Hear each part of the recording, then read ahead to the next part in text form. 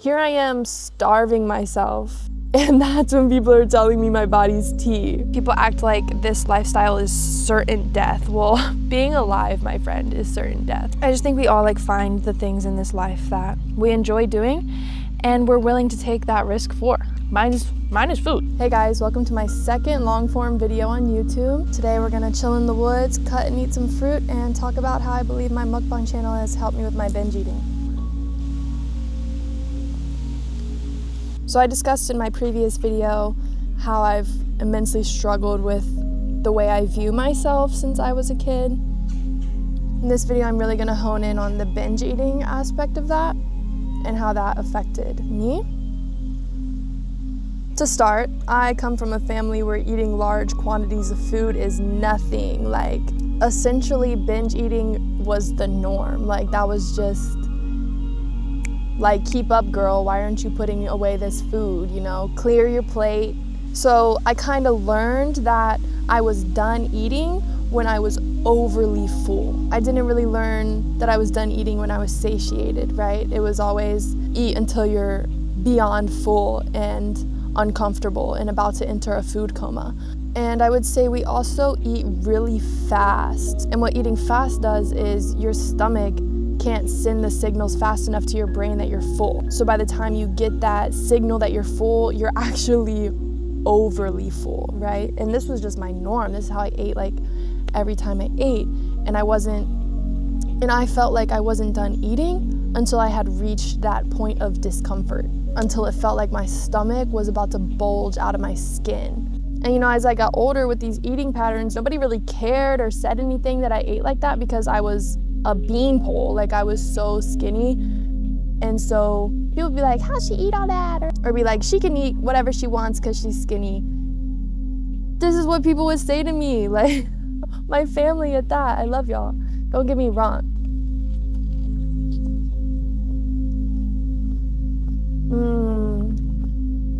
This peach is definitely not fully ripe, but it's good. And I'm not gonna go too much into that phase of my life because I already talked about it a lot in the previous video. But I do want to use that brief background to segue into the moment where my body started conserving the calories. I started gaining weight.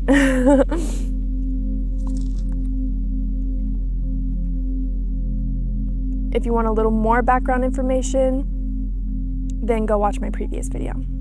But this is where we're at right now. I remember the exact moment I woke up and I felt the weight on my body. I had always had a flat, reasonably tight tummy, but one morning I woke up and I went to the restroom, and in my apartment at the time, I had a mirror, a full body mirror, facing my toilet. I know it's kind of weird, but I could see myself sitting on the toilet.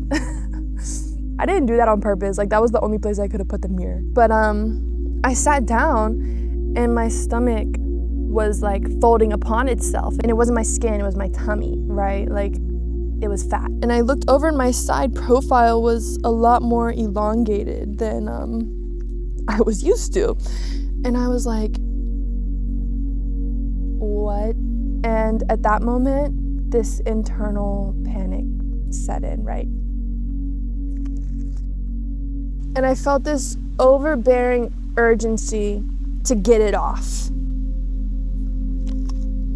But simultaneously, I was in such despair. Because mind you, basically throughout my entire teenage years, I was praised for being skinny and beautiful.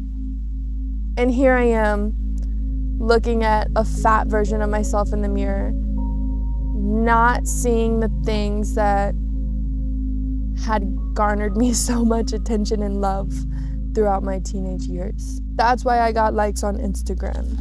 That's why I had the friends I had, was because I looked the way I looked. And I think whether I consciously realized it or not, in that moment I realized other people would see what I just saw in the mirror. Now, I've always been a very athletic girl, but I've also had a coach most of my life. When I played volleyball in middle and high school, I did gymnastics, but there was always someone telling me what to do. Now, couple this despair this urgency with a lack of knowledge on what to do. Obviously, I had the concept of calories in, calories out. So I would juxtapose my binge eating with like extreme exercise. Spider. Yeah, I would juxtapose my binge eating with like extreme workouts that were doing more damage than good. I also tried fasting, and at this time I had just became a Christian, so I did it under the guise of getting closer to God, right? But actually my motives were not that pure. My motives were extremely self-centered, and I just wanted to feel skinny again. And I actually remember a moment when I was hanging out with one of my friends, and this fast was crazy, guys. I didn't eat for 7 days. And I saw one of my friends at the tail end of that 7 days, and she was like, ooh, body tea. She didn't know that I was fasting, and she certainly didn't know why I was fasting. But I just internalized that. That was a couple years ago, and I still think about that. Here I am starving myself, and that's when people are telling me my body's tea. And I don't hold anything against her for saying that. She legitimately had no idea what I was going through at the time, but I still think about that a lot, actually. Now at that point in time, my binge eating is really no secret, or the fact that I overeat was no secret. It was starting to show on my body. My habits were starting to show. Like when a smoker's teeth start turning yellow, or when a meth head's teeth start falling out. My poor habits were coming to the light. But despite this, I didn't seek help. I just continued to hide my binge eating.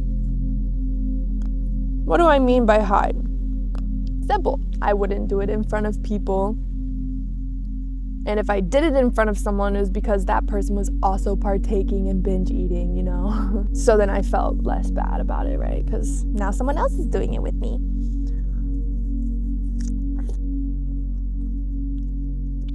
For example, one day I went and bought 2 nothing bundt cakes because it was a BOGO deal and I'm a rewards member, so I get those in my email.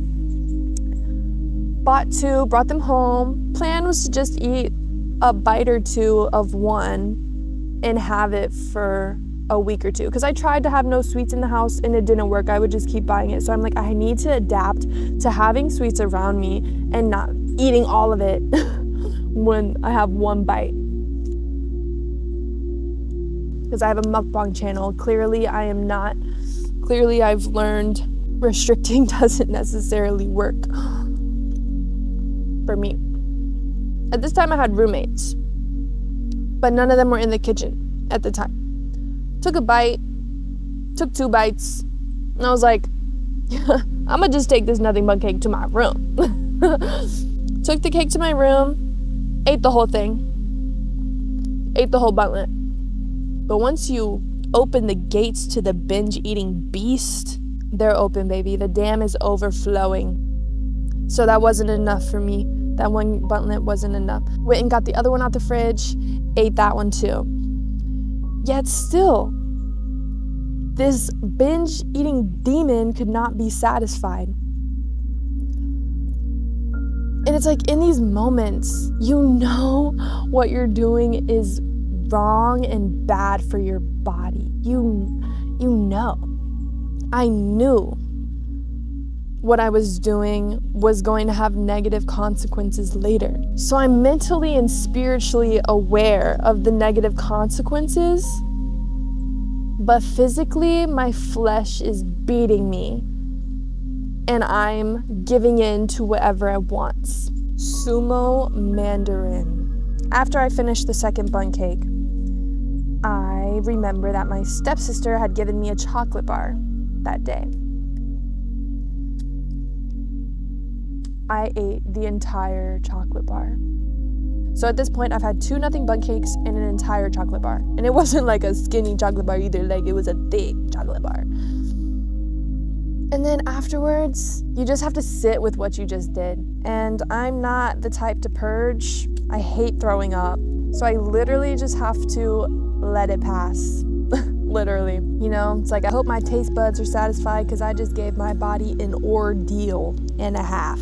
Every organ, every cell is in overdrive trying to process what the hell just happened. Excuse my French. So you can see how it would just be scary to be around food and sweets. When you know yourself and you know just taking one bite can lead to God knows what, 5, 10, 20, 30 more bites, you know? Because you just have no control over your flesh. And I know for a fact, publicly, we love to pretend that we have immense control over our flesh.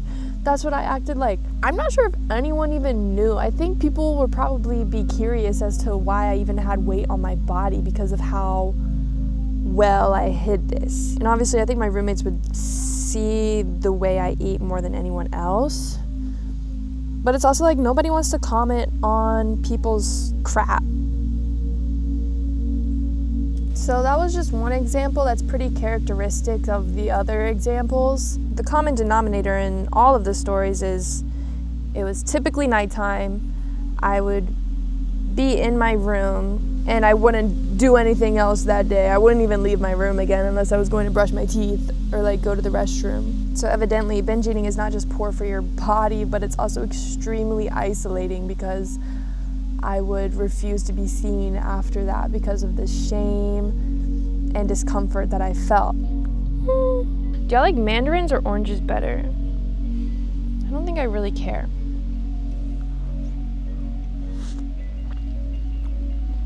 So this was my life for like 2 years. And all the while, I am genuinely trying to get better. I'm trying new workouts.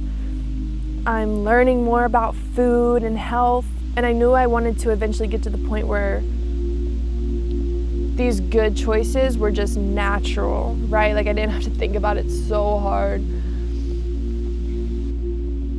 Because I want to be healthy and I want to live a long life, Lord willing. And I want to be able to do anything that I want to do physically. So I was taking steps towards becoming a more knowledgeable human being when it comes to general health. And when it comes to myself specifically, because I think it is extremely case by case. There are things that apply to the general population, right? But at the end of the day, knowing myself is kind of what's gotten me here.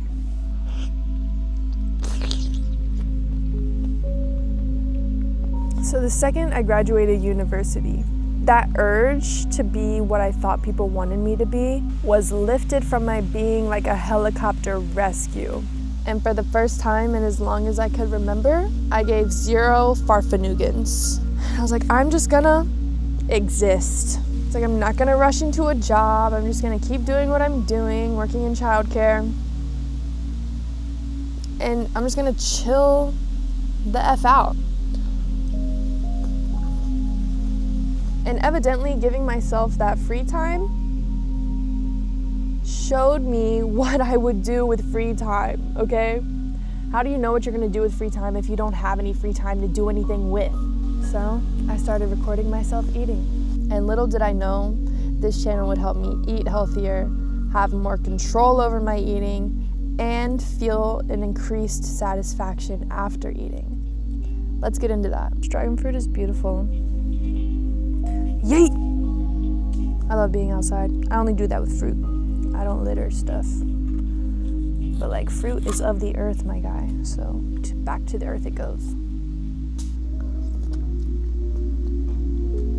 That is freaking gross. Ew. That wasn't very pleasant. I didn't really like that.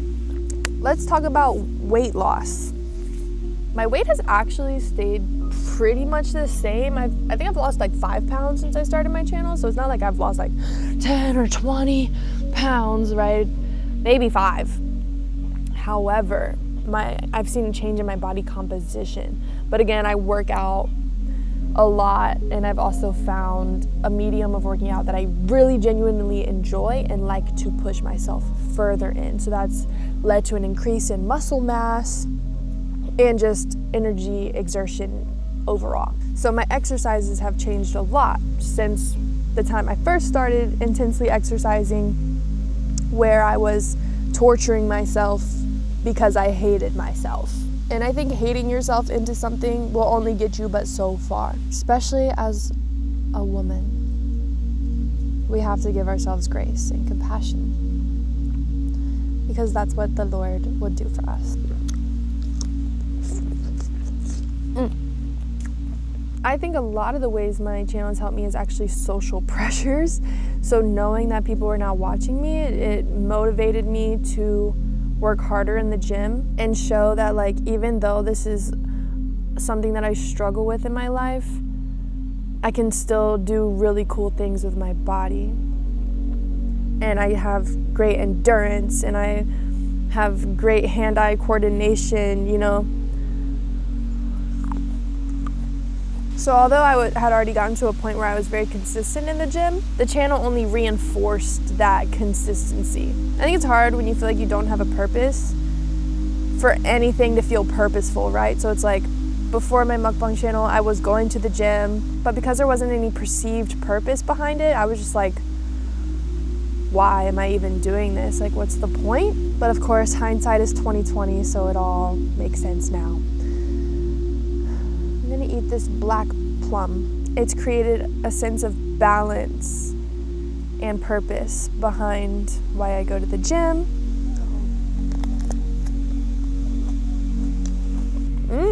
Now let's talk about the more controlled overeating aspect of the channel. Believe it or not, guys, on days I am not filming, I still struggle with binge eating tendencies.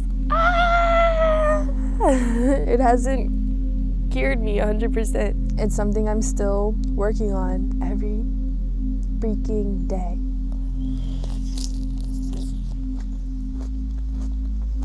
But again, even on days I'm not filming, the social aspects of my account has proven to help me. And I have found that filming the what I eat in a day videos has been really helpful in just controlling little aspects of binge eating, because it's like, I think part of it is just like, even if I'm in the kitchen, I feel like I need to just eat something, like put something in my mouth, chew it, swallow it. But it's not because I'm hungry, you know, it's just pure like muscle memory. But with the what I eat in a day, I see a little snacky snack that I don't need, and I'm like, well, I don't feel like recording myself eating that. So I won't eat it because I don't feel like recording it. It's like my laziness is winning.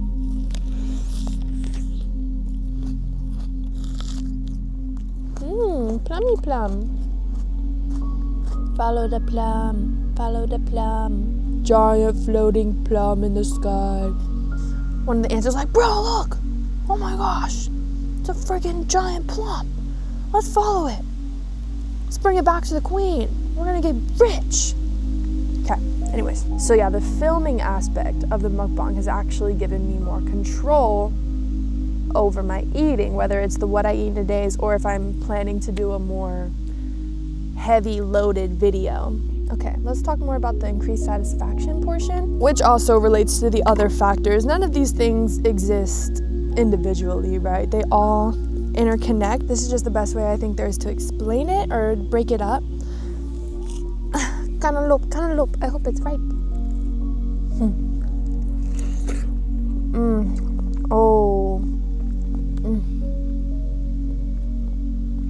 That is a good cantaloupe. One aspect that has increased my satisfaction with food is the genuine fun it is to go to the grocery store and just buy a bunch of pumpkin flavored stuff with no guilt or shame associated with buying it, right? Like buying those pumpkin spice rolls and those pumpkin brownies. What the freak? Before I started my channel, if I bought that stuff, I would feel like the biggest back ever. But now I'm like, yeah, I'm buying it, and these people have no idea what I'm buying it for, so who cares? Literally, who cares? And I know I'm not gonna eat it all. I know I'm gonna like share it.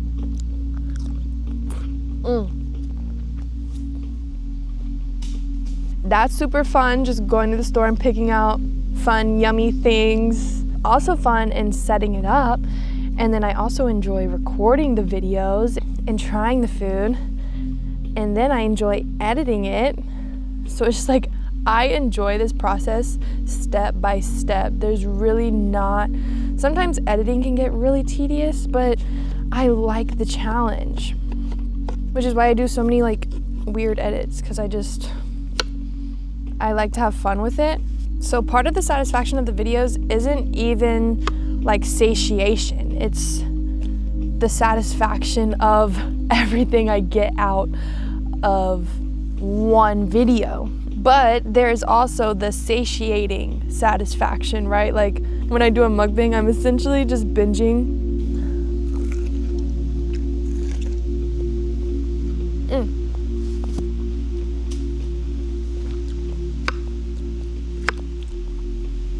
But it's something that I've garnered like social respect for. Like, does that make sense?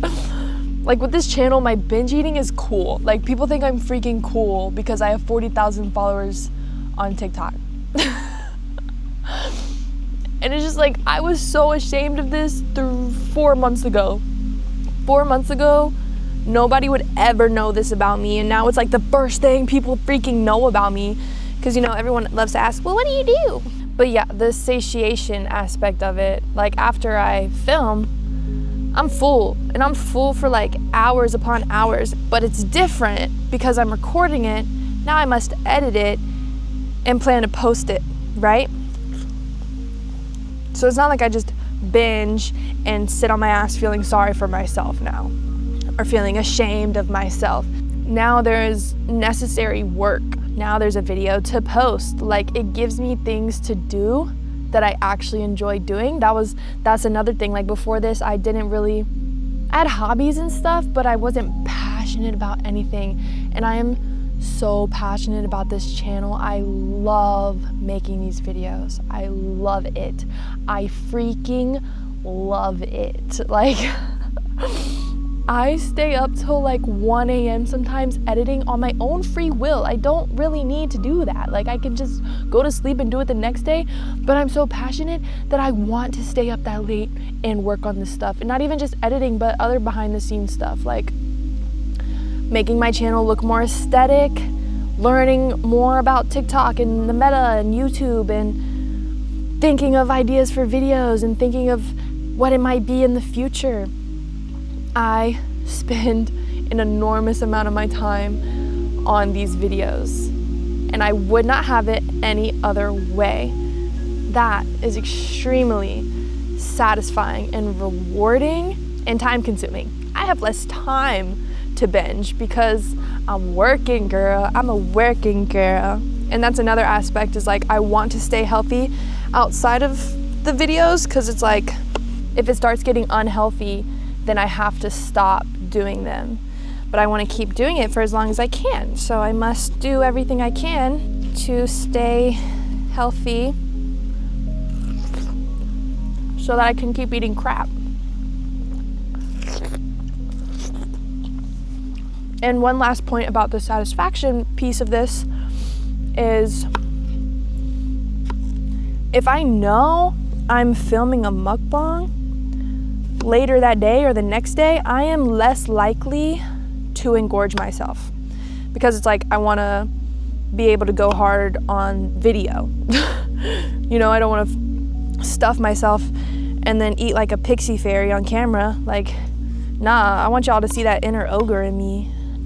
So those are the 3 main ways that my mukbang channel has assisted me in healing my relationship with food. You know, I missed one crucial piece of information about how this channel has helped me, and that is community, a foodie community. Oh my gosh, these ants are all up on this plum. Cute. As long as I stay away from my grapes, then we good. And I want to create a community that doesn't shun people for eating sweets or junk food. Because listen, it's so silly that people act like eating junk food is so niche and wrong. Why do you think there's so much junk food in the stores? Why do you think there's so many fast food restaurants? Because basic concept, people enjoy eating it. Yeah, you know, in some cases I think it could be out of necessity, right? Like that's just the cheaper option. But I think there's also a level of enjoyment there. If no one enjoyed fast food, we would all be on this granola almond diet. Is it the healthiest lifestyle? No. Are we going to die anyway? Yeah. There's so many cases where people like die young, and the common response, if they're healthiest, they're so healthy it just came out of nowhere. People act like this lifestyle is certain death. Well, being alive, my friend, is certain death.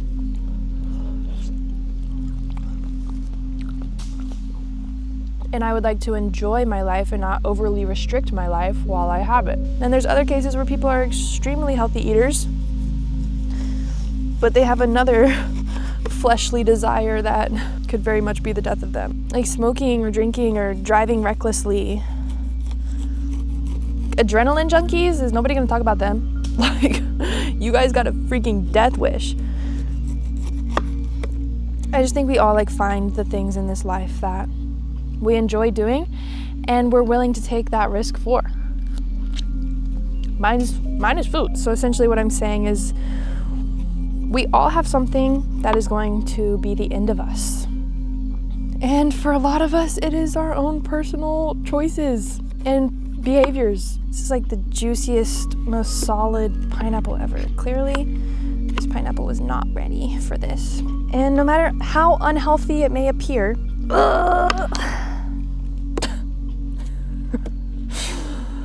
I'm going to keep posting my videos on TikTok and YouTube and Instagram and Facebook because that's my reality. Whether I record it or not, this is a real life struggle of mine, okay? At least I can help other people feel seen. There's a bowl right here. I'm not just like throwing this in the ground. And second to lastly, you don't have to understand. You can get secondhand disgust or secondhand embarrassment. But this is real to me and thousands of others. So I will continue to do what I do. You will continue to do what you do. And I just pray that along the way, we all find love and compassion for each other. Before I go, I want to try this pear. Wait, whoa. Oh. I'm gonna start doing this more often. I feel like the bugs are loving this.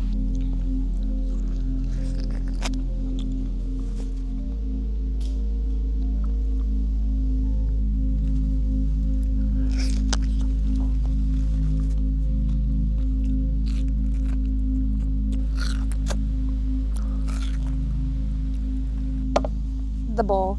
I wasn't lying about that. Oh yeah. Probably should have just left this closed. It'd be a lot easier to carry back. To every beautiful soul that stumbles across this video and witnesses a glimpse of my existence, I just love you. And I'm grateful that we get to share this earth together. Trees, wave goodbye.